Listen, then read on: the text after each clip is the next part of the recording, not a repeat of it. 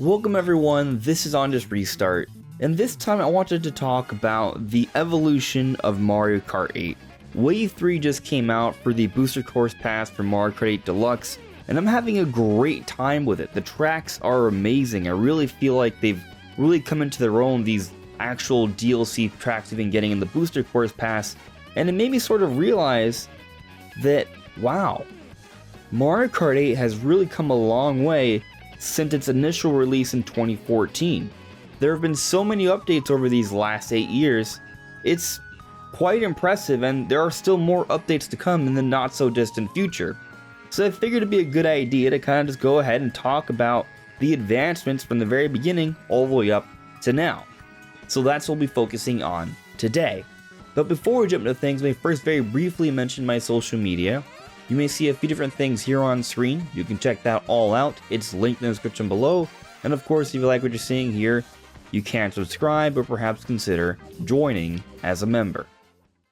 So Mario Kart 8 initially came out for the Nintendo Wii U on May 29th, 2014. And the base game, from a mechanics perspective, from a visual perspective, from an audio perspective, Mario Kart 8 is very arguably the most polished game in the series. It came out with 16 brand new tracks and 16 remade tracks, and it was all stunning. But a common criticism for the game at the time is that while the core of Mario Kart 8 was very impressive, it felt like there wasn't enough bells and whistles surrounding the product. There wasn't like a big story mode.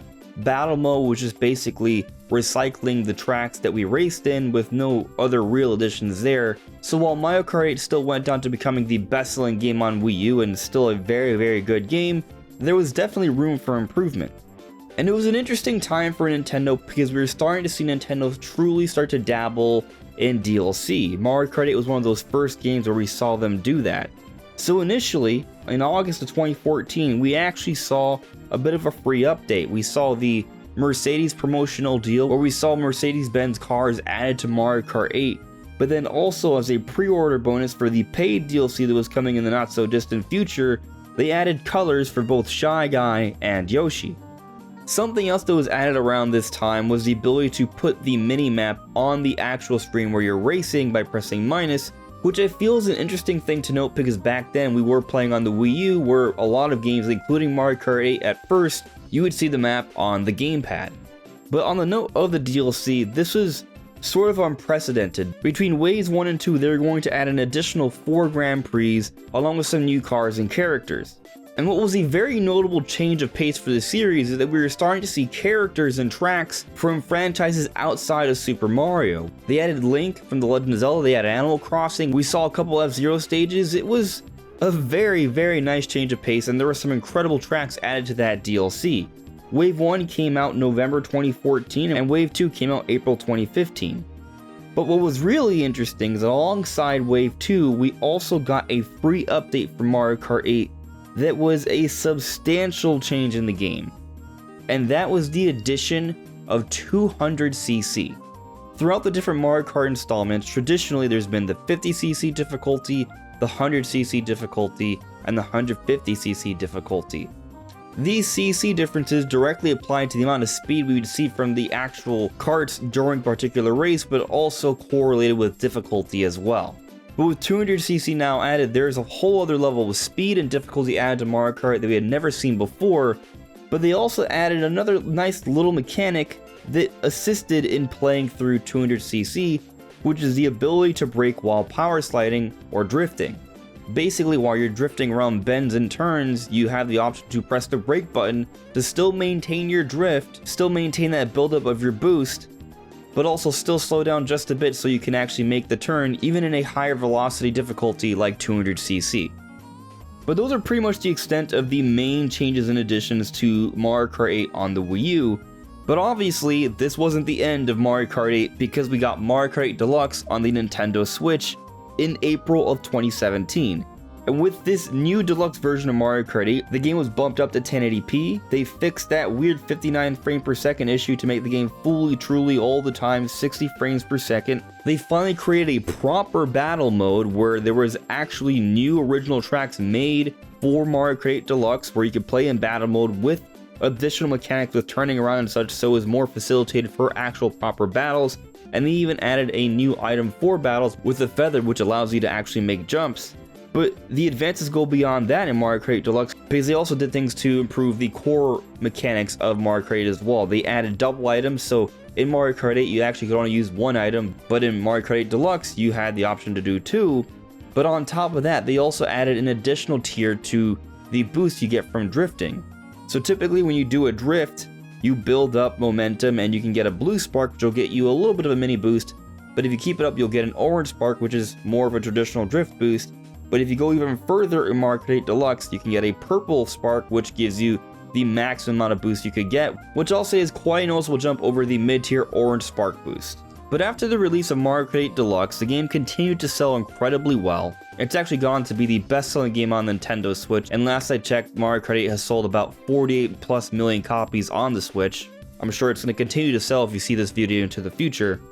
But there was an uncertainty if we would see any more updates for Mario Kart 8 Deluxe because it was already an improved, updated version of the base Mario Kart 8, which had released in 2018. So it seemed like that maybe would be the end for Mario Kart 8, but that was not the case. In 2018, we actually saw a couple of little additional updates.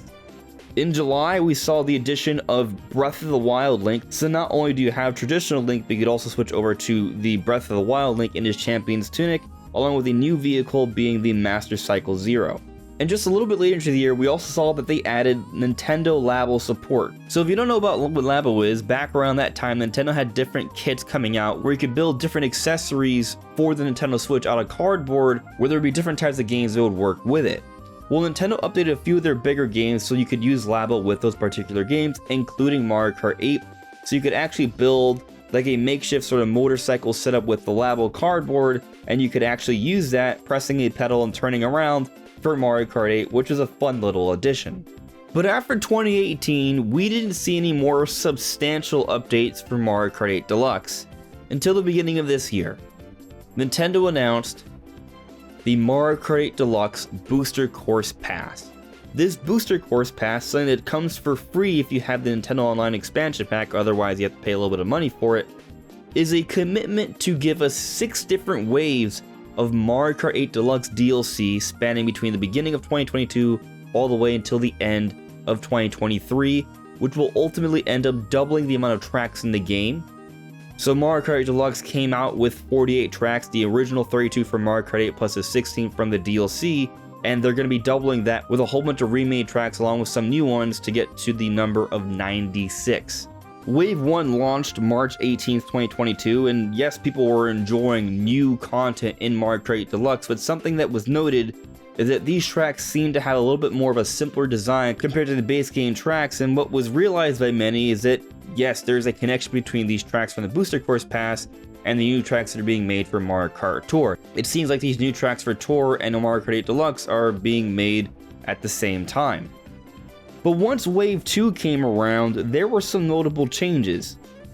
On August 4th of 2022, the overall sentiment of Wave 2 was that it was a little bit of an improvement over Wave 1. Visually, it seemed like they stood out just a little bit more, and there were even some changes to previous tracks. The biggest known fix that they made at the time was for Coconut Mall, which was added back in Wave 1, where they actually changed it so the cars that were stationary at the end of the laps for Coconut Mall now move as of the Wave 2 update for Mario Kart 8 Deluxe.